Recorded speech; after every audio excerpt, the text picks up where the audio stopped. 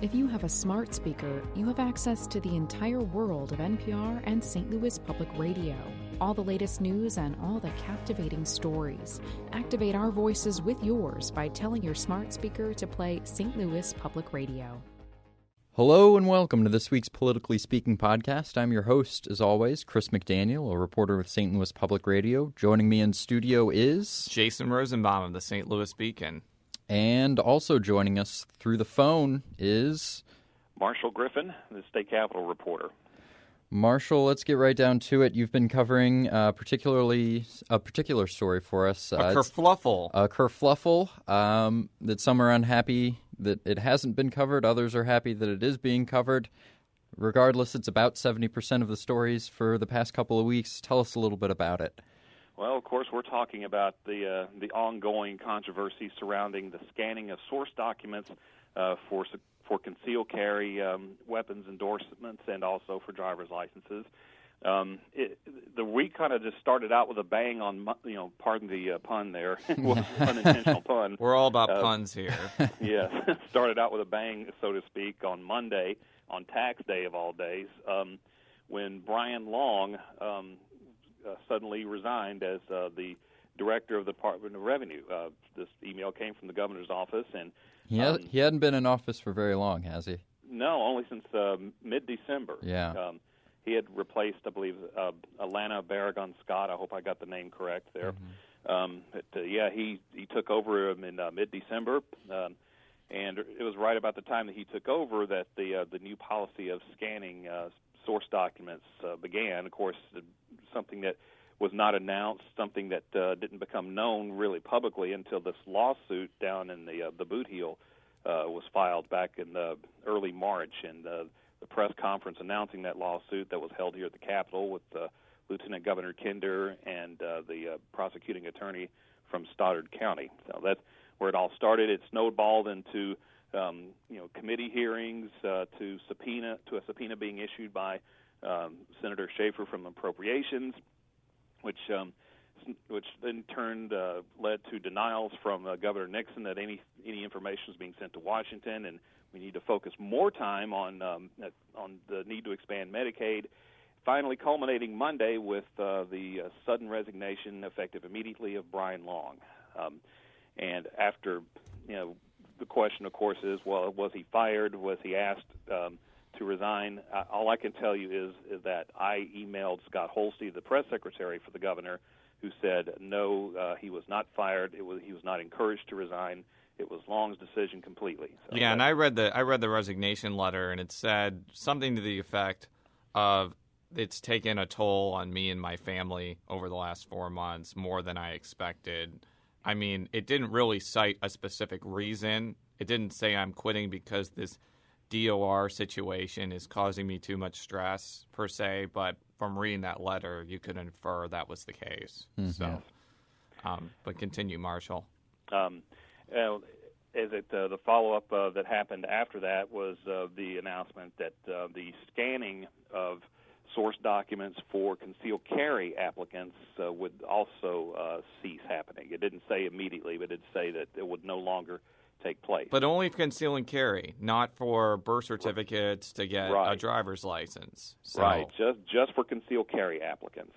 And, of course, that distinction happened after it was revealed in Senate hearings that the whole list of concealed carry endorsements was compiled by DOR and given to the Highway Patrol, who in turn, on two occasions, November 2011 and January of this year, gave it to the Social Security Administration for what they were told was an investigation, a criminal investigation. Mm-hmm. Now, Kurt Schaefer has said, based on what he has seen and what he believes, is that it was more of a intelligence gathering operation to want to know who in Missouri has concealed carry permits, and didn't really look to him like it was a criminal investigation.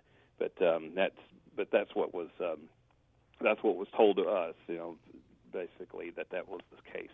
And as we found out later as well, there was at the Medicaid rally, the governor basically afterwards had a press availability with reporters, and all the questions were about the concealed carry DOR controversy. The governor was not very happy about that. No, he wasn't. It was a kerfuffle.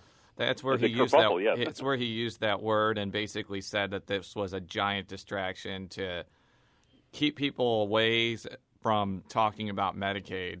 Although, as we've discussed last week, I mean, that issue is pretty much dead in the water in the legislature. I mean, the Senate has said that in no uncertain terms.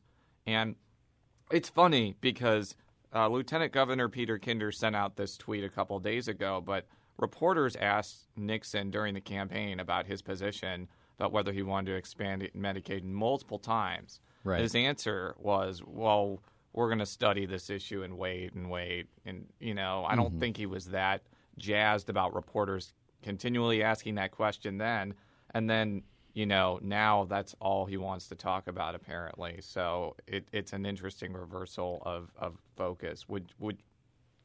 Yeah, one of the things that I find odd is that, Republicans and Democrats, depending on their respective issues, they're complaining that, either Medicaid or the DOR scandal aren't being covered enough. And really, those are like the two biggest issues that people actually are covering. They've been having a lot of coverage, both on Medicaid rallies, which Nixon has had, just a huge number of them, and they're all not very different.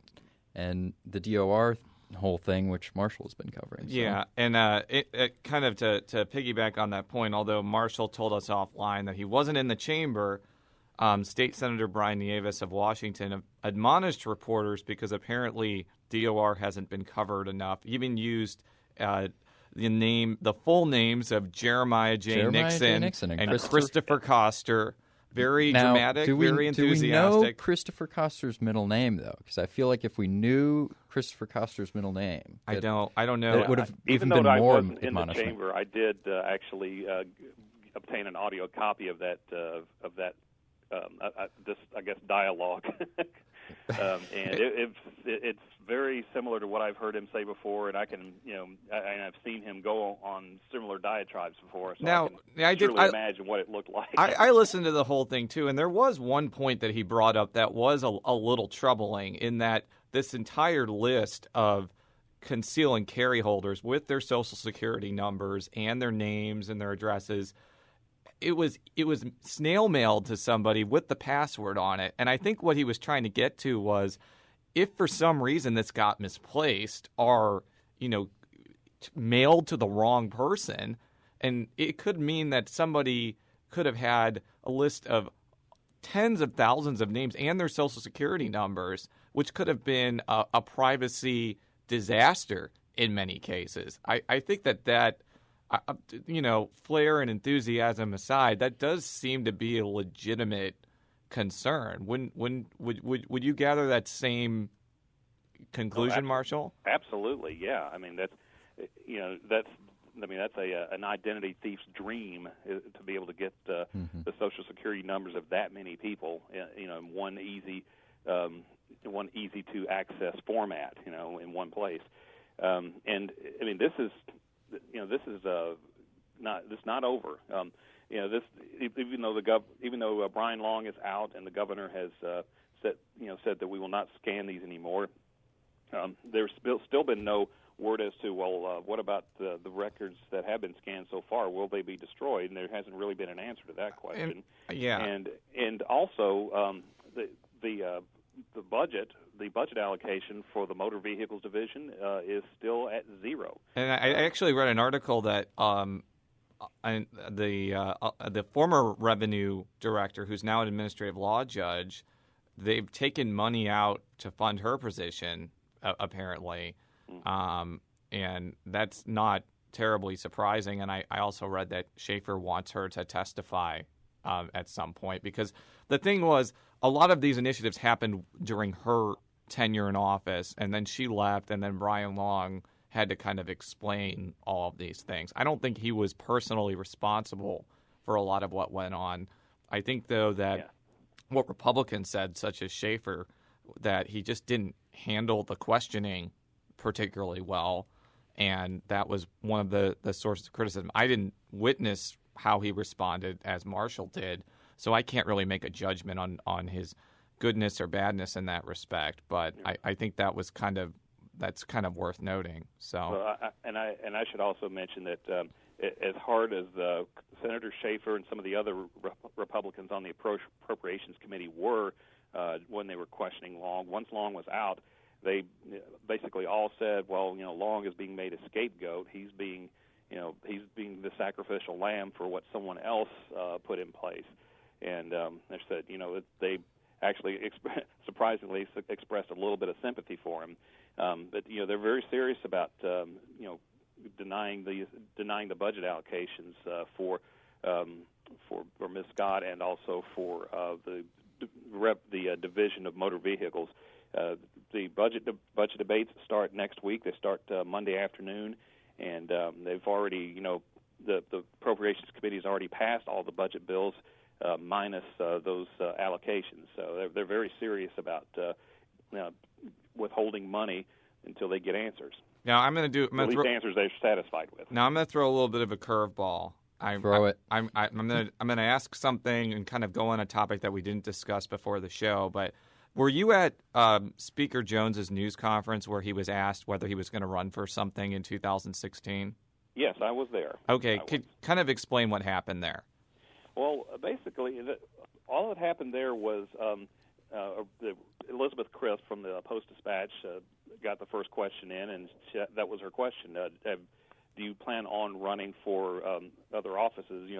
If you decided what your future is going to be yet once you're done with being Speaker of the House? And Speaker Jones started to say, well, yeah, he said there's three particular offices that have, an enforcement component to them, and those were Attorney General, State Auditor, and Secretary of State. He said all three of those offices were interesting to him. He did seem to, slightly favor Attorney General when answering that question, but he also left open the possibility that he could run for one of those other two offices. He said, it's too early, I haven't made my mind up yet. And then I got in a follow-up question asking him, well, do you have any interest in being over in the other chamber as a senator, which evoked laughter among the House leaders there. Because he's in Brian Nieves' district, i.e. he would have to primary Nieves if he wanted that seat. And frankly, he would be a pretty strong candidate simply because St. Louis County makes up half of his district, and he's the Speaker of the House and has a lot of money. So that's not, but they're kind of on the same political sphere, so it's just unlikely that would occur. But continue, Marshall. Unlikely, and plus I do think he has statewide aspirations. Yeah, he's always been pretty blunt, about his aspirations for after he's Speaker. Yeah, the reason I threw that question in is there's been kind of a lot of chatter on Twitter, and I mean, it's 2013 now. I know 2016 is a long way, but this is coming from a guy who wrote a 2,200-word article about Koster solidifying his base among the Democratic gubernatorial primary. But nevertheless, there's been kind of this chatter that Schaefer and Jones are kind of on this collision course for the Attorney General primary in 2016. So I found it interesting that Jones left the door open to run for something else like Secretary of State, which would kind of, prevent, at least in that case, from Republicans having a primary in that situation. Though, Catherine Hanaway, who we've talked about in this show before, the former Speaker of the House, has talked about possibly running for governor or for Attorney General too. So it's possible that there may be a primary anyways, but that has been kind of one of the undercurrents of this DOR scandal or controversy. I know that some people don't like to call it a scandal, is that Schaefer and Jones are kind of using it to maybe expand their statewide profile and their conservative credentials a little bit. In the case of Schaefer, it's actually kind of interesting because having formally covered him in Columbia, he ran in 2008 as this moderate, reasonable candidate. He even had John Danforth come in and do a fundraiser for him. And I believe he had him come in again in 2012. So it is kind of interesting he is embracing this social issue of guns in many respects, because that wasn't an emphasis in his other few years. But since, Department of Revenue's funding falls within the jurisdiction of the Appropriations Committee, which he is a chairman, it does somehow make sense on that front. And I know he's not the only Republican who is talking about this issue. I don't know if you wanted to chime in, Marshall, but that was just kind of my observation there. I will chime in as far as his running as a somewhat moderate Republican in both of his Senate races. A lot of that also had to do with the district he represented. Columbia is a very heavily Democratic area, and the first time that he ran, he defeated an incumbent who was having a little bit of political scandal of his own involving a DUI arrest and whether or not he may have pressured or tried to pressure state authorities to drop the charges or to at least reduce the severity of them. That I think Schaefer benefited from that, and then he also benefited from 4 years of pretty strong record in the Senate. Yeah, but he had to pretty much run as a moderate and not be seen as a so-called right-wing Republican.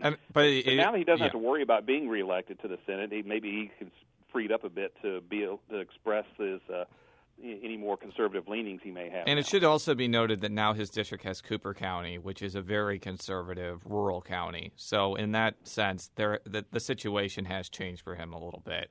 But I know curveballs here on Politically Speaking. We didn't talk about this topic beforehand, but I thought it was an interesting segue. And there's certainly the chance to go after whatever may have happened with these concealed carry records and the process of scanning and whether or not all these records and copies of records are being held in a database to go to Homeland Security. Being able to get out in the public in front of this and attack something like that certainly doesn't hurt his appeal as a statewide candidate in the near future. It's certainly convenient in that aspect. And just as a Politically Speaking bonus, I'll just mention a few people on the Democratic side that I've heard running for Attorney General, since it's assumed that Koster will run for governor. Mm-hmm. I've heard Jackson County Executive Mike Sanders. Somebody's thrown out the name of Jackson County Prosecutor Gene Peters Baker. I've thought possibly Scott Sifton of South County as a possibility. Kevin McManus of Kansas City has been thrown out. So there are potential Democratic candidates, but it's very early in that respect, and it'll probably be a while before that side formulates. But a lot of talk is on the GOP side, considering there are two candidates who I would say would be pretty legitimate candidates for that position. So, and if I can throw a little curveball of my own here, hey, bring it on. One of the things that got some Twitter attention this week also was the race, more of an inside baseball thing, the race for House Speaker. Rick Stream put out a tweet earlier this week that he has endorsed John Deal to be the next House Speaker, and that actual election won't happen until November of 2014, after next year's general elections. But the Republican caucus is presumed to be gathering perhaps this September around veto session to go ahead and pick among themselves who they want to put up for House Speaker. It seems, though, that it's not going to be a very heavily contested contest. No. The last heavily contested Speaker's race was between now Senator Ron Richard and former Representative Alan Isett in 2007. And that was actually a very interesting and very consequential race for the House Republicans. Marshall, I don't know if you were in Jefferson City yet for that, but it seems since then they have kind of just picked the successors without too much acrimony or competition. And that seems to be going in that direction here. So, yeah.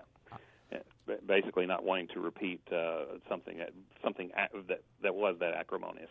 Yeah, 2007 was my first year here. I was still kind of learning the ropes and learning what was where. So. Yeah.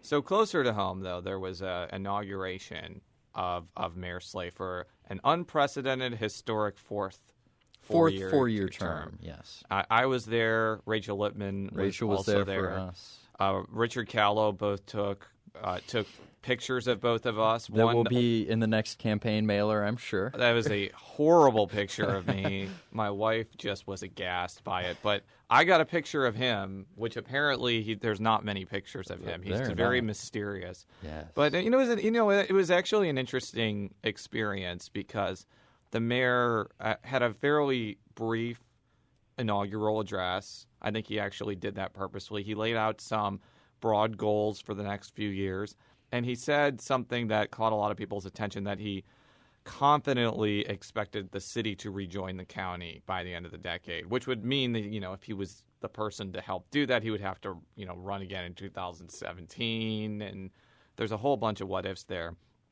It was an interesting statement because I think we've talked about that on this show, about the city rejoining the county as a municipality by 2019. I don't know if it'll be the 90th or 91st or 80th if all these other municipalities cease to exist. But I do think that if that does happen, it would require a vote, either a statewide vote or more likely a vote with St. Louis City and St. Louis County. Right. And one thing that I've been pondering beyond just how the county council would be structured, whether you have to put more people, whether you'd have to draw a map, is just if that happens and there are 250,000 to 300,000 more Democratic voters added to the county, it would effectively make it impossible for Republicans to, first of all, control the county council, although now they really haven't been putting up a lot of fight on that. But also, it would just make it impossible for them to ever compete for the county executive office ever again.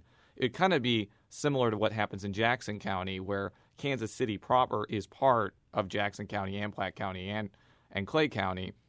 And because of that, there really hasn't been a serious Republican challenge for that office. And I think you would see a similar situation there. And the reason I bring that up is it would not surprise me then in whatever election cycle they have to vote on that, if the state Republican Party got involved and tried to stop that from happening, just because they see that as an opportunity to build the Republican Party in a very populous area. And it's another wrinkle to that whole situation, because it's more of a political consideration to think of as opposed to the practical implications of them merging, or, merging's not the right word, but the city rejoining the county. But it is something to think about going forward. And one of the reasons why Slay being confident that it'll happen may not be a sure thing. The other thing was that the Board of Aldermen also got inaugurated before the mayor and comptroller, Darlene Green. They're actually, most of the members are the same except for two, Christine Ingrassi of the 6th Ward, Sharon Tias of the 1st Ward. Sharon Tias actually is back in the Board of Aldermen after, I think, a decade-long absence. Very sharp person, an attorney, and I think will make a big impact on the board. Same with Ingrassia, very sharp, very promising. And it'll be interesting to watch to see how this board interacts with the mayor going forward in the next couple of years. So that was more of me blabbering on than usual, but I don't think you were there. So I was not there. You could only assume. Followed along online, but I did also see that President of the Board of Aldermen, Louis Reed, did announce that he will be running for another term as Board of Aldermen president. Yes, he did. I don't know if we've discussed that on this show yet. I don't think we have. And I think that the assumption is he will not be going into that race unchallenged. Uncontested, yeah. Because he was unchallenged in the last race, which I believe was 2011. In fact, the only person he had to beat was a Green Party candidate. And we've seen from the last election that the Green Party, while, they're on the ballot, they just haven't been able to make a lot of traction as far as beating people. And, the people... It's early yet, but he does have debt from running against Slay. Yeah, he does, but it's not, what is it, like $28,000? I think so, yeah. I think he has like $86,000 on hand, I think. I could be wrong about that, but he could probably pay off that debt with the amount of money he still has. I think you're searching on that computer now to make sure I haven't made a horrible error in judgment. But my point is it's debt, but it's not like a crushing, insurmountable debt that he can't pay off if he is actively raising money for his reelection. But, a couple people that have been brought up as possibilities, Dave Drebus of Mo Scout brought up Lydia Cruson of the 28th Ward as a possibility. She ran for the Board of Aldermen presidency, I think, in the 1990s. Another person that's been floated around is Jeffrey Boyd, who ran for treasurer the last year. He's also been floated as a possibility. And, I don't know who will actually file for that race. That's a 2015 race. We're going way into the future here, but that's probably the next big election to look forward to beyond whatever aldermanic races happen then. So. Yeah, Reed has $25,000 in campaign cash currently and $41,000 in debt. So Okay. he is a little bit in debt, but not. There's plenty of time. Okay, so I obviously overstated his amount, but my point. I think you were referring to 8 days before the campaign. I think that was probably what I was looking at. But my point kind of remains the same. Yes. I do think that. Yes, it does. It's never good to be in debt, but I think that's a pretty common thing to happen after a pretty competitive campaign. And that amount of money, while not insignificant, I do think if he is actively fundraising, he could probably pay that back. Yeah, I mean, for the mayor's race, he raised $700,000. So compared to that, it's not that much. But and just to point out, the mayor has $374,000 still on hand. So if he wants to throw the world's biggest samba party in front of the arch, he can do that. You heard it here first. World's biggest samba party. We'll announce the date later on as soon as we get our invites. We'll be back next week to talk more about samba parties and other important issues. You can follow me on Twitter at @CSMcDaniel. You can follow Jason on Twitter at Jay Rosenbaum. You can follow Marshall on Twitter at Marshall G. Report. Marshall and I's stories are at stlpublicradio.org. Jason's stories and Joe, who should be back next week, can be found at stlbeacon.org. Joe should be back next week. I think she's back in St. Louis now from her vacation, so look forward to that. We're looking forward to having her back. But thank you again, Marshall, for your help over the last few weeks. Oh, you're very welcome. We'll be back next week. Until then, so long. Bye. Bye. The Gateway brings you the day's news from the St. Louis region and across Missouri. It also includes stories from the Illinois side of the river and our Metro East reporter, Will Bauer. In Alton, in Belleville, in East St. Louis, in Edwardsville, in Cahokia Heights, at Scott Air Force Base, I'm Will Bauer. St. Louis Public Radio. Listen to reports from Will and all of our journalists weekdays on the Gateway, on the STLPR app, and wherever you get podcasts.